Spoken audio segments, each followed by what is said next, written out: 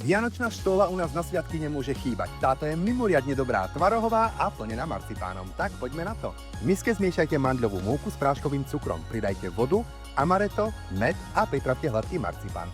Zabalte ho do pečiaceho papiera alebo fólie a nechajte asi hodinu chladiť. Sušené ovocie spolu s plátkami mandlí zalejte rumom a likérom, dobre premiešajte a nechajte odpočívať. Do misky nasypte múku, soľ, droždie, škoricu, cukor, vajíčka, mlieko a mylko biotvaroch, ktorý z obyčajnej štóly urobí tú luxusnú. Nakoniec pridajte pomarančovú kôru a vypracujte cesto. Na záver doň zapracujte maslo. Cesto nechajte na teplom mieste vykysnúť. Potom ho preložte na pracovnú plochu a zapracujte doň sušené ovocie a mandle, ktoré ale nezabudnite najprv dobre vyžmýkať. Z tejto dávky vám vyjdú asi tak 2 štóly. Cesto teda rozdielte a do každého kusu zabalte valček marcipánu. Dajte na plech, zakryte fóliou a nechajte ešte asi pol hodinu kysnúť. Potom štóly upečte. Jasne, že to nie je najrýchlejší recept, ale raz do roka by ste sa mali hecnúť a pripraviť niečo, čo si tento vianočný čas zaslúži.